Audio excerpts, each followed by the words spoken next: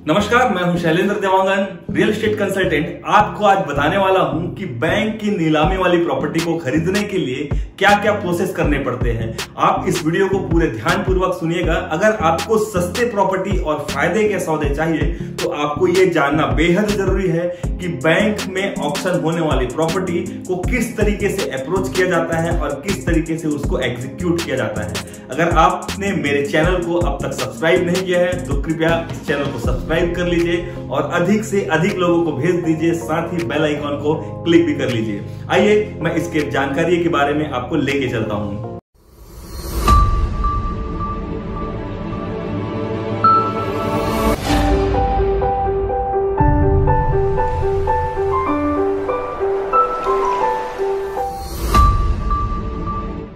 दोस्तों, सबसे पहले आपको जानना जरूरी है कि ये बैंक ऑक्शन होता क्या है या वहां पे प्रॉपर्टी की नीलामी होती क्यों है और कैसे होती है।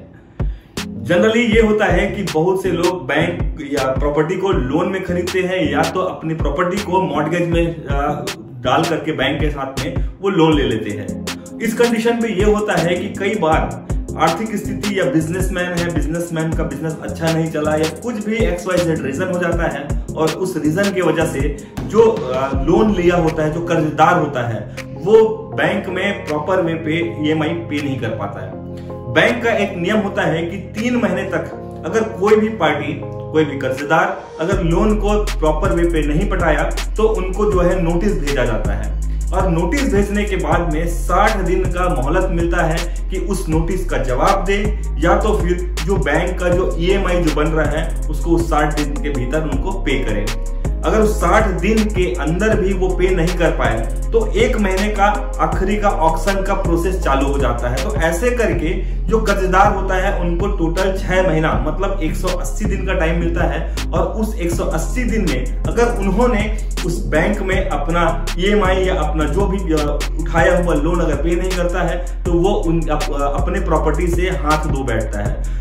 ऐसे ही प्रॉपर्टी को बैंक जो है ये 6 महीना पूरा इंतजार करके प्रोसेस को आगे बढ़ा करके इसको जो है मार्केट में लेकर के आता है नीलामी के लिए।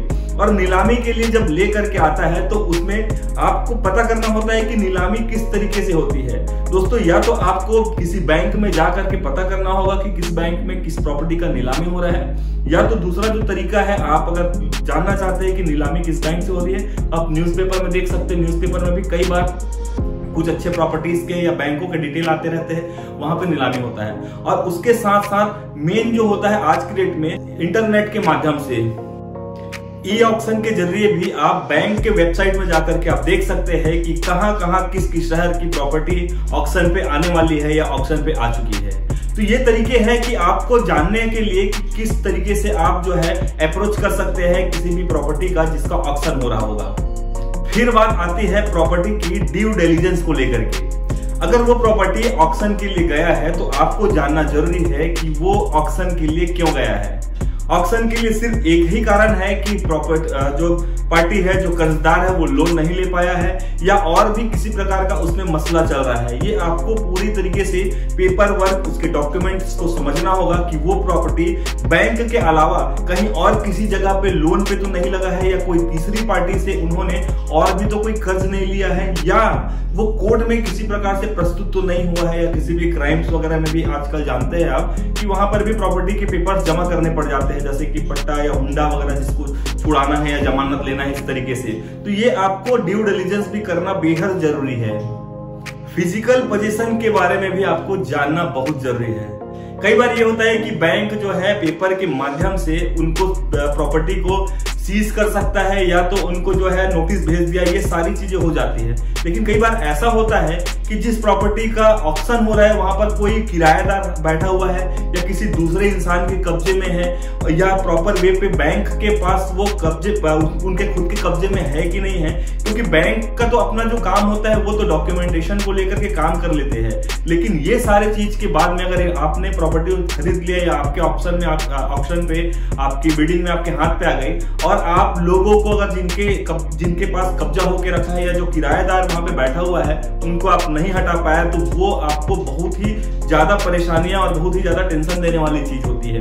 तो आपको फिजिकल पोजीशन पूरा देखना पड़ेगा। ये आप बैंक में जाकर के इंटरनली पता कीजिए कि किस प्रॉपर्टी का ये ऑक्शन निकला है, और उसके बाद अपनी खुद की सूझ और समझ से आप जाकर के देखिए कि वहां पर पर्टिकुलर लोग वहां पर है कि नहीं है, या कितने दिन से खाली पड़ा हुआ है वो प्रॉपर्टी, या उस प्रॉपर्टी की स्थितियां कैसी है, ये आपको सारा चीज जानने की जरूरत है। आपने तो बाई पेपर आपने देख लिया कि ये वैल्यू आ रहा है, ये रेट आ रहा है, और आप वहां पर जाकर के बिल्डिंग कर दिए, और यहाँ स्थिति जाकर के आप देखेंगे वहां पर कि जिस बजट में आपने प्रॉपर्टी को खरीदा है उस बजट के लायक ही नहीं है। कई बार ये होता है कि मकान अगर पुराना हो गया, जर्जर हो गया, या वहां पर कुछ और प्रॉब्लम्स आ गए। ये सारी चीज आपको पोजीशन भी देखना पड़ेगा, वो भी फिजिकल पोजीशन।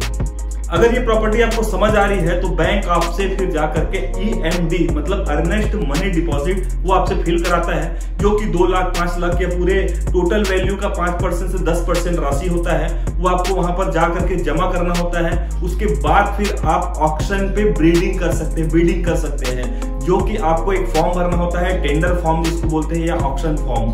उस फॉर्म को भरने के बाद में फिर अगर आपका बोली लगता है तो बोली लगने के हिसाब से आपको जो है उसमें जब अगर आपका नाम आ गया उस प्रॉपर्टी पे, तो उस प्रॉपर्टी के नाम आने के बाद में इंस्टेंट आपको 24 आवर के अंदर आपको प्रॉपर्टी का टोटल वैल्यू का 20 से 25% आपको सेम डे पे डिपॉजिट करना होता है। अगर आपको ऑक्शन वाली प्रॉपर्टी पे जाना है तो आपके पास पैसे पहले से रखे होना चाहिए। मान लीजिए आपने 1 करोड़ की प्रॉपर्टी को आप देखे हैं और 1 करोड़ की प्रॉपर्टी के पीछे आप लग रहे हैं कि हाँ ये प्रॉपर्टी मुझको मिल जाएगी।